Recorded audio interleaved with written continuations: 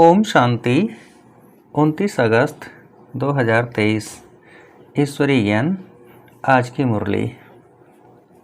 मीठे बच्चे, श्रीमत पर ज्ञान का चंदन घिसना व पवित्र बनना ही स्वराज्य लेना है।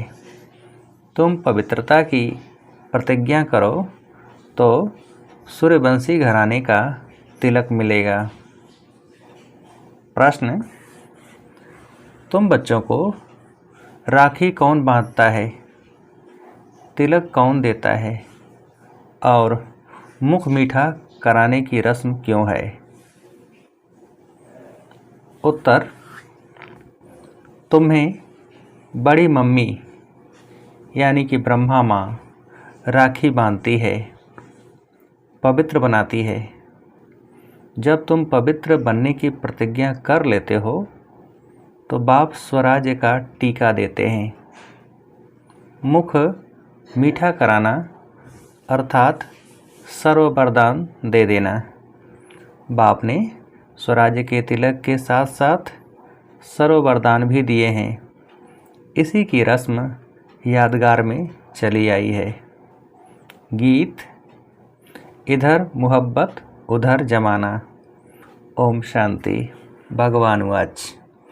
अच्छा, भगवान का नाम चाहिए क्योंकि भगवान का एक ही नाम होता है। मनुष्यों के तो अनेक नाम पड़ते हैं। जैसा शरीर धारण करते जाते नाम बदलता जाता है।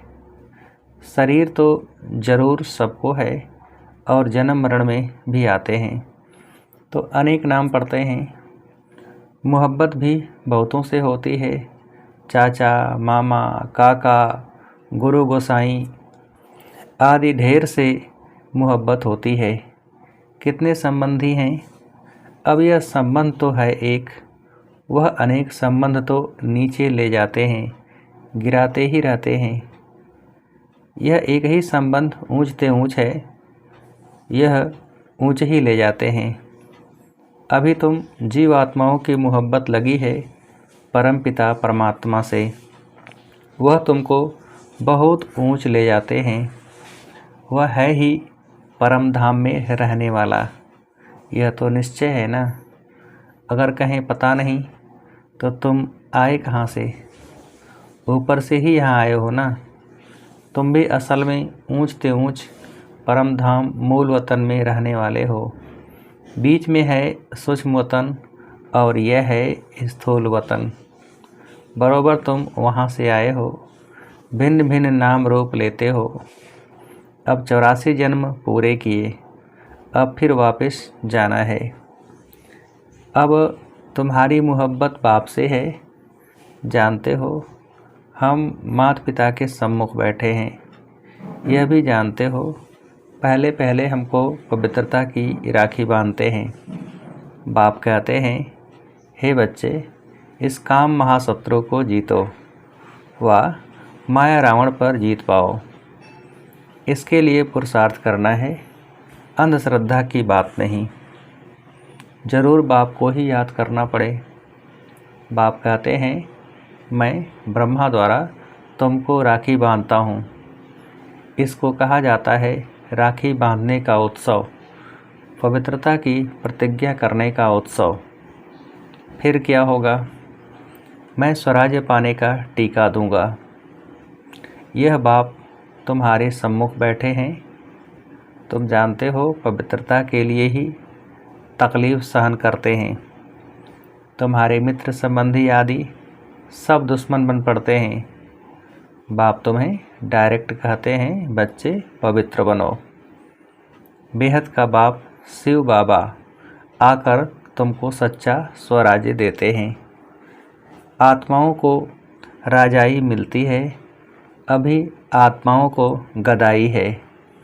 राखी पर्व को राखी उत्सव नहीं कहेंगे। उत्सव में तो बहुत सादमाना करते हैं। इस पवित्रता की राखी बांधने में कोई खर्चे आदि की बात नहीं। बाप खुद कहते हैं, बच्चे मेरे से प्रतिज्ञा करो, फिर तुम स्वराज्य पाएंगे। स्वराज्य का टीका खुद बैठ देते हैं। बच्चों को बाबा ने साक्षात्कार भी कराया था। वहाँ कैसे बाप ही बच्चों को तिलक देकर अपने तख्त पर बिठाते हैं, तो जो सूर्यवंशी बनेंगे वही गद्दी पर बैठेंगे। माँ बाप ही बच्चे को राज्य भाग्य देते हैं, समझते हैं बच्चा ही गद्दी नशीन होगा। यह बाप भी खुद आकर तुम आत्माओं को ज्ञान अमृत से साफ करते हैं। ज्ञान अमृत कोई जल नहीं है। बाप कहते हैं तुमने 63 जन्म विषय सागर में गोते खाए हैं सिकीलधे बच्चे, अब तुम्हारे 84 जन्म पूरे हुए। अब यह अंतिम जन्म तुम पवित्र बनो, मेरी मत पर चलो। तुम स्वराज्य पाने के लिए बाप के पास आए हो ना। राजा के पास बच्चा आता है, समझता है मैं राजाई पाऊंगा, परंतु उसको कोई स्वराज्य नहीं कहा जाता। स्व माना आत्मा, तो आत्मा को राज्य मिलता है, परंतु ज्ञान नहीं है कि हम आत्मा ने प्रिंस का शरीर धारण किया है। महाराजा महारानी बनने के लिए टीके का भी उत्सव गाया जाता है। बच्चे ज्ञान चंदन घिसें, पवित्र बने, श्रीमत पर चलें तो बाप टीका लगाएंगे।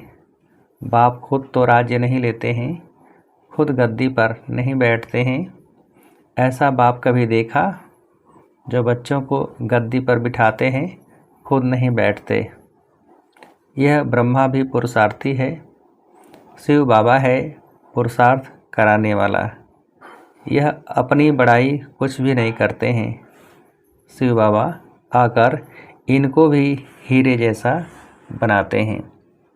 तो मुख्य बात है पवित्र रहना।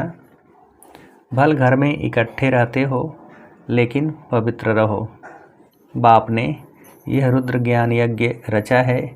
यज्ञ हमेशा ब्राह्मण द्वारा रचा जाता है।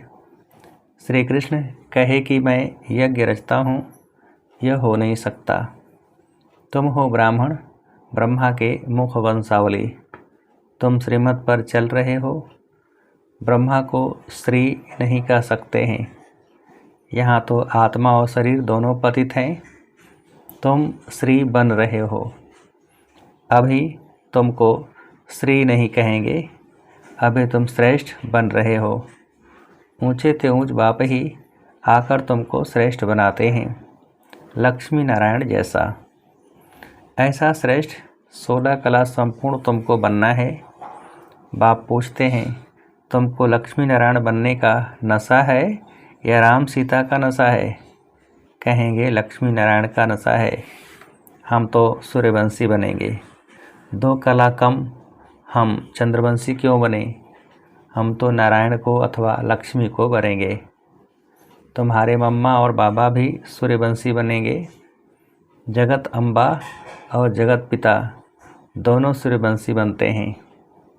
तो तुम उनके बच्चे जो बाबा मम्मा कहते हो, तुमको भी पुरुषार्थ करना चाहिए। बाबा टीका भी लगाते हैं और मुख भी मीठा कराते हैं, अर्थात तुमको वरदान देते हैं ना।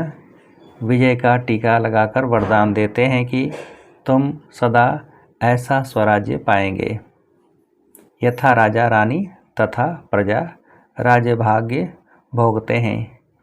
परमपिता परमात्मा द्वारा एक ही बार राज्य स्थापन होता है।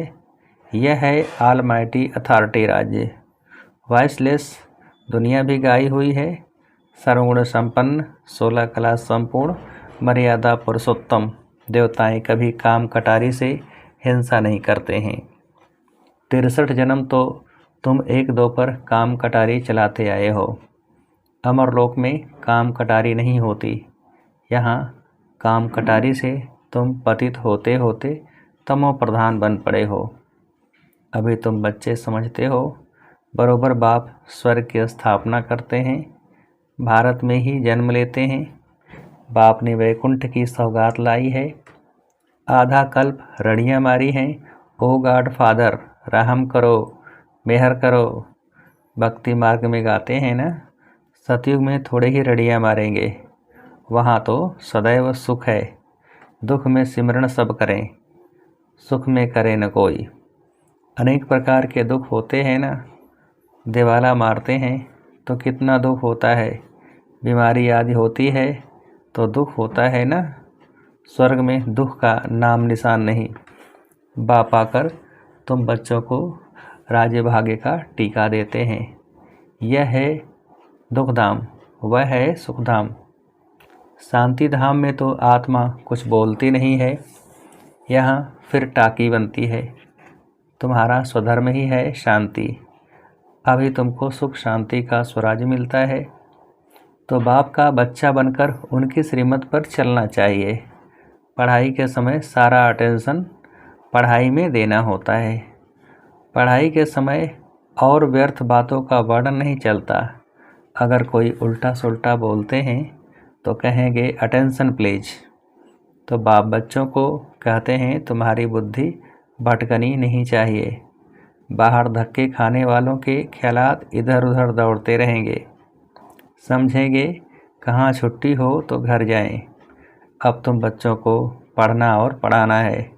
ब्राह्मणों का धंधा ही है गीता सुनाना। वह ब्राह्मण भी गीता सुनाते हैं और शरीर निर्वाह भी करते हैं। तुमको भी ऐसे कहा जाता है। गृहस्थ व्यवहार में कमल फूल समान पवित्र रहना है। प्रतिज्ञा करनी है, यह अंतिम जन्म पवित्र रहेंगे। यह अपवित्र दुनिया विनाश होनी है। विनाश की तैयारी भी देख रहे हो, होलिका जलेगी। वास्तव में यह सब उत्सव इस समय के हैं। बाप तुमको तिलक देते हैं। तुम्हारी बुद्धि कहती है बाबा हमको सतयुग का विश्व का मालिक बनाने के लिए पढ़ाते हैं, अथवा स्वराज्य का तुम तिलक पाते हो। बाप ही तिलक देते हैं। यहाँ तो तुम सम्मुख बैठे हो। राज्य भाग्य वह लेंगे जो पवित्र रहेंगे। राखी का महत्व बड़ा भारी है। कहते हैं बहन भाई को टीका लगाकर राखी बांधती है, तो बहनें तुम भाइयों को तिलक लगाएंगी, राखी बांधेंगी और मुख मीठा कराएंगी।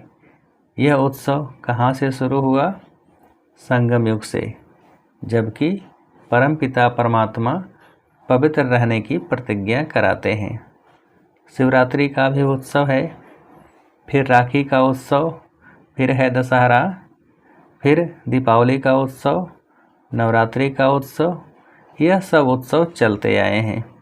तुमको तो खुशी होती है। दशहरा अर्थात विनाश के बाद फिर दीपावली आएगी। घर घर में स्वर्ग होगा। तुम शिव बाबा की, ब्रह्मा विष्णु शंकर की, लक्ष्मी नारायण, राम सीता आदि सबकी जीवन कहानी बता सकते हो। सारे चक्र को तुम जानते हो। बाकी 8-10 भुजाएं तो कोई को हो नहीं सकती। मनुष्यों ने कितने चित्र बैठकर बनाए हैं। इसको कहा जाता है waste of time, waste of money, waste of energy. अभी तुम जानते हो हम आए हैं स्वराज्य का वर्षा लेने। हम श्रीमत पर क्यों नहीं चलेंगे जैसे माता पिता चल रहे हैं? यह तो समझने की बात है। बाप है मनुष्य सृष्टि का रचयिता, बेहद का बाप है ना। कितने बच्चे अडॉप्ट करते हैं? प्रजापिता है ना। वह लौकिक बाप तो करके एक बच्चे को गोद में लेते हैं, उनको प्रजापिता तो नहीं कहेंगे ना। कई ऐसे भी होते हैं एडॉप्ट करते हैं, फिर बच्चा हो जाता है तो उस बच्चे पर जास्ती प्यार हो जाता है। गोद में लिए बच्चे को फिर कम प्यार करते हैं। अब तुम तो समझते हो हम ईश्वरी गोद में जाते हैं। ईश्वर हमको टीका लगाएंगे पवित्रता का। तुम दिल अंदर प्रतिज्ञा करते हो बाबा आप आए हो, हम आपका सपूत बच्चा बन, पवित्र बन आपसे वर्षा लेंगे। अभी सबकी कयामत का समय है। पापों का हिसाब किताब चुकतो कर पुण्य का जमा करना है। बाप की याद से ही जमा होता है। जितना याद करते जाएंगे और अविनाशी ज्ञान रत्नों का दान करते जाएंगे तो खाता जमा होगा। जितना सर्विस करेंगे उतना जमा होगा। जमा होते होते राजधानी बन जाएगी। 8 हैं मुख्य रत्न। 8 रत्न का जेवर भी बनाते हैं।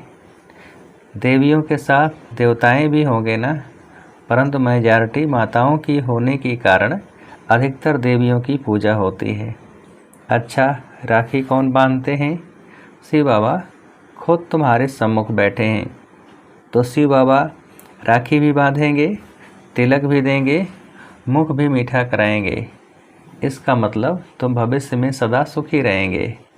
तुम फिर बाबा को सौगात देते हो ना? क्या सौगात देते हो? अपना सब कुछ। तो बाबा कहते हैं, मैं फिर तुमको 21 जन्म का वर्षा देता हूँ। लेन देन का हिसाब है ना। बाबा सौदागर है, लेते क्या है और देते क्या हैं। कहते हैं, ईश्वर अर्थदान दिया क्योंकि जानते हैं ईश्वर भाड़ा देगा। बाप कहते हैं, भक्ति मार्ग में भी मैं तुमको भाड़ा देता हूँ। अभी फिर डायरेक्ट आया हूँ, तुमको कितना अविनाशी रत्नों का दान देता हूँ। तुम भी फिर औरों को दान करते हो। तुम तो सब भाई भाई हो। तुमको फिर यह बड़ी मम्मी राखी बांधती है। बाप तिलक लगाते हैं। यह माता पिता दोनों इकट्ठे हैं। माँ राखी बांधे, बाप तिलक दे, तो तुम राजा रानी बन जाएंगे। तुम्हारी मोहब्बत परमात्मा से है, जो भारतवासियों को तिलक देने आया है। भारत को स्वर्ग किसने बनाया? बाप आया है ना। श्री कृष्ण तो है रचना नंबर 1 और शिव बाबा है रचयिता नंबर 1। तो तुम बच्चों को खुशी का पारा नाखून से चोटी तक रहना चाहिए। अच्छा, मीठे मीठे सिकीलते बच्चों प्रति माता पिता बाप दादा का याद प्यार और गुड मॉर्निंग। रूहानी बाप की रूहानी बच्चों को नमस्ते। हम रूहानी बच्चों की रूहानी बाप को नमस्ते। धारणा के लिए मुख्य सार।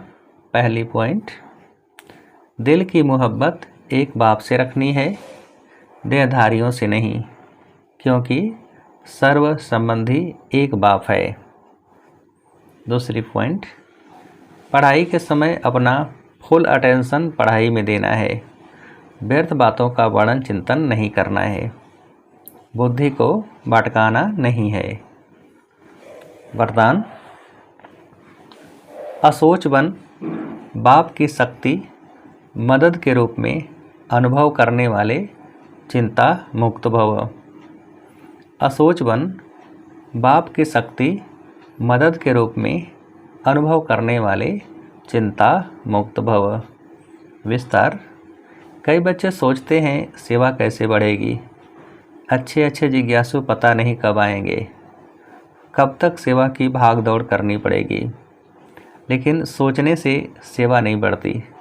असोच बन बुद्धि को फ्री रखो, तो बाप की शक्ति मदद के रूप में अनुभव करेंगे और सेवा की वृद्धि स्वतः होगी। बाबा करावनहार है और करने के निमित्त मैं आत्मा हूँ। इसको कहते हैं असोच, अर्थात एक की याद। उन्हें कोई चिंता हो नहीं सकती। जहाँ शुभ चिंतन है वहाँ कोई चिंता नहीं। स्लोगन, अपनी उपराम स्थिति द्वारा सर्व बातों से किनारा कर लो, तो एक बाप के सहारे का अनुभव होगा। अपनी उपराम स्थिति द्वारा सर्व बातों से किनारा कर लो, तो एक बाप के सहारे का अनुभव होगा। अच्छा, ओम शांति।